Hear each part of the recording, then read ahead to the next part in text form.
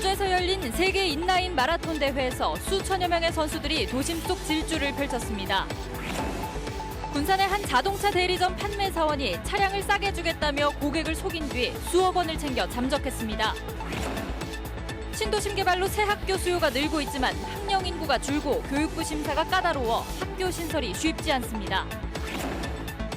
전북 9개 시군에서 자전거를 타다가 사고가 나면 보험 혜택을 받을 수 있지만 홍보는 턱없이 부족합니다. 여러분 안녕하십니까? JTB 8시 뉴스입니다. 휴일인 오늘도 쾌청한 가을 날씨가 이어졌는데요. 전주에서는 이른 아침부터 세계 인라인 마라톤 대회가 열렸습니다. 아침 공기가 꽤 차가웠지만 수천 명의 선수들은 도심을 마음껏 내달렸습니다. 정원익 기자입니다.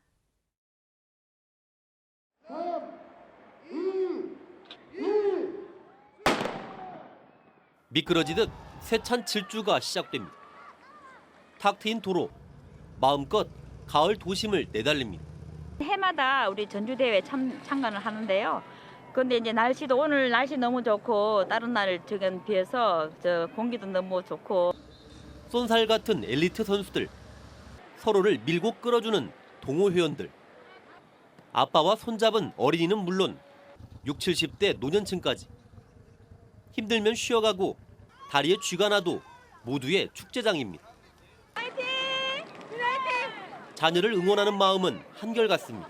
안아줘야죠. 수고했다, 제일 잘하더라 라고 칭찬해줘야 될 것 같습니다. 드디어 결승점. 완주한 이들마다 땀방울이 빛납니다. 두 손을 번쩍 들어도 보고 다리에 힘이 풀려 넘어지기도 합니다. 끝까지 다 같이 연주하고 마지막에 힘 풀렸지만 아주 좋은 경기였습니다. 거친 숨을 내쉬며 21km를 완주한 초등학생은 그 누구보다 뿌듯합니다. 옛날보다 더 뿌듯하고 내가 더 성장한 것 같다는 느낌이 들었습니다. 엄마 사랑해요. 17번째를 맞은 세계 인라인 마라토너들의 대잔치. 올해 대회도 선수들의 벅찬 자부심으로 남았습니다. JTB 뉴스 정원익입니다. 군산의 한 자동차 대리점 판매 사원이 개인 통장으로 차량 대금을 받아 챙긴 뒤 잠적했습니다. 직원가로 차량을 저렴하게 살 수 있다며 고객들을 속인 건데 확인된 피해 금액만 수억 원에 이릅니다. 주희인 기자의 보도입니다. 지난 8월 A씨는 군산의 한 자동차 대리점 판매사원 B씨로부터 솔깃한 제안을 받았습니다. 최신 승용차를 정상가보다 20% 할인된 가격에 살 수 있다는 얘기였습니다. 직원가로 구입하기 때문에 현금 결제만 가능하다는 말에 A씨는 가족과 지인의 돈까지 빌려 1,600만 원을 B씨의 개인 통장으로 보냈습니다. 그때 20%를 해줄 테니까 현금으로 다 줘라.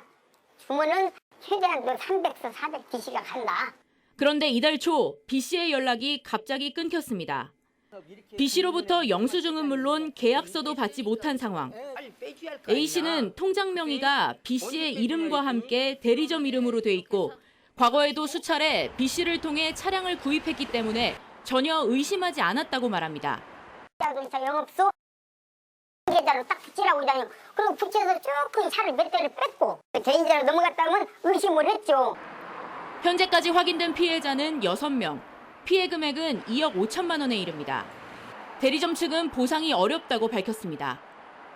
차로 이래서 차 계약서가 들어오거나 이런 거는 책임을 져주는데 보험처리를 해서 개인 계좌를 쓰면 안 돼. 그래서 인정 안 해줘요. 다. 고소장을 접수받은 경찰은 사라진 B씨를 출국 금지하고 뒤를 쫓는 한편 피해자가 더 있는지 조사하고 있습니다. JTB 뉴스 주혜인입니다. 신도심 개발로 학교 신설 수요가 늘고 있습니다. 하지만 학령 인구 감소에 교육부 심사도 까다로워서 학교 신설이 쉽지만은 않습니다. 권대성 기자입니다. 고층 아파트가 속속 들어서고 있는 전주의 택지 개발 지역입니다. 한쪽에서는 내년 3월 개교 예정인 초등학교 신설 공사도 한창입니다. 병설 유치원을 포함해 42학급 규모로 1,000여 명의 학생이 다니게 됩니다. 이처럼 내년부터 3년간 8개 초중학교가 새로 문을 열게 됩니다. 대부분 신도심으로 개발되는 지역에 있는 학교들입니다. 하지만 신도심의 학교 신설이 쉽지만은 않습니다.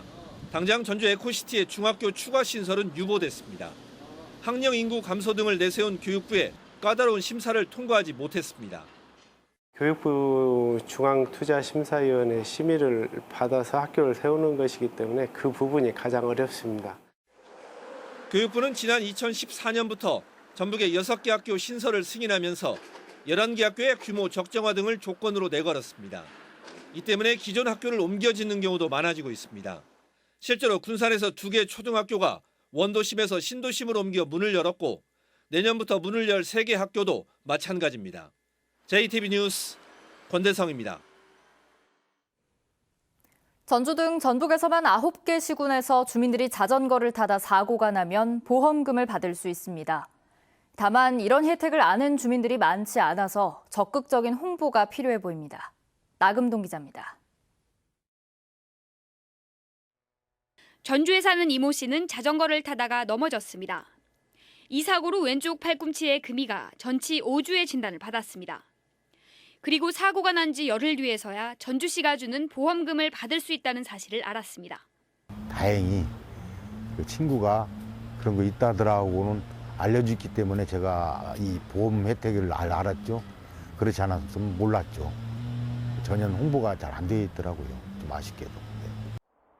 이 씨처럼 자전거 보험에 대해 아는지 시민에게 물었습니다. 일반인들한테도 자전거 보험을 있다. 그런 내용은 들어본 적이 없어요. 전주시는 지난해부터 시민 모두가 무료로 자동 가입되는 자전거 보험에 들었습니다. 한 해 보험료 3억 원은 전주시가 냅니다.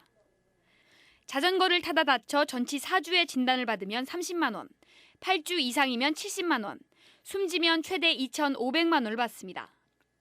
자전거 사고를 내 벌금을 내거나 변호사를 선임해야 할 경우에도 보험금을 받을 수 있습니다. 지난해 전주 시민 209명이 1억 6천만 원, 올해는 143명이 8,900만 원의 자전거 보험금을 받았습니다. 전주뿐만이 아니라 제주도든 해외여행이든 어디에서든지 자전거 관련된 사고 시에는 보장을 받을 수 있다는 게 특징이라 할 수 있겠습니다. 전북에서는 최근 5년 동안 756건의 자전거 교통사고가 발생해 47명이 숨지고 738명이 다쳤습니다. 사망자 수는 경기 서울에 이어 전국에서 3번째로 많은데 인구를 감안한다면 전국 최고 수준입니다. 늘어나는 사고만큼 자전거 보험에 가입한 시군이 전북에서도 9곳이나 되는 가운데 주민들이 몰라서 혜택을 못 보는 일이 없도록 시군의 적극적인 홍보도 요구됩니다. JTB 뉴스 나금동입니다. 최근 3년간 전북에서 수거된 방치 자전거가 1,000대 이상인 것으로 나타났습니다. 국회 소병훈 의원은 전북에서는 2016년 222대, 2017년 425대, 지난해 388대 등 1,035대의 방치 자전거가 수거돼 하루 한 대꼴이라고 밝혔습니다. 소병훈 의원은 실제로 방치된 자전거가 이보다 훨씬 더 많을 것으로 보인다면서 전국 16개 시군구가 운영하고 있는 자전거 등록제를 자치단체들이 서둘러 도입해야 한다고 말했습니다. 교육부가 이찬열 국회의원에 낸 자료를 보면 지난해 전북에서 학업 중단 숙려제에 참여하고도 학교를 떠난 학생 비율이 60%로 나타났습니다. 이는 2015년 32%보다 배 가까이 늘어난 비율인데다 2016년 44%, 2017년 56%에 이어 해마다 증가세를 보이고 있습니다. 이 때문에 상담 등을 통해 학교를 계속 다닐 수 있도록 돕는 학업 중단 숙려제가 유명무실하다는 지적이 일고 있습니다. 자유한국당 김연아 국회의원은 지난해 전북 초중고등학교에서 학생 41명당 한 건의 안전사고가 발생했다고 밝혔습니다. 이 같은 발생 비율은 제주와 세종 등에 이어 전국에서 5번째로 높습니다. 또한 지난해 모두 5,149건의 교내 안전사고가 일어나 2년 전보다 10.6%가 늘었습니다. 전북에서 야생동물이 교통사고로 죽는 로드킬이 한 해 평균 2,000건 넘게 발생하는 것으로 드러났습니다. 전라도에 따르면 지난해의 경우 2,062건의 로드킬이 발생한 가운데 지역별로는 정읍이 334건으로 가장 많았고 김제가 320건, 부안이 270건으로 뒤를 이었습니다. 전라도의회 김정수 의원은 야생동물을 보호하고 운전자들의 안전을 도모하기 위해 관련 부서들이 로드킬의 현황 조사와 저감 대책 등을 종합적으로 마련해 시행해야 한다고 말했습니다.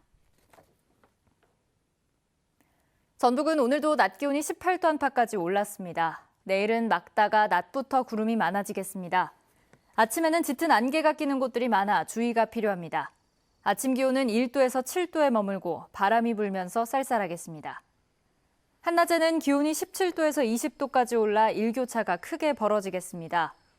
전주기상지청은 모레 새벽에 약한 비가 오는 곳이 있겠지만 당분간 대체로 맑은 날씨가 이어질 것으로 내다봤습니다.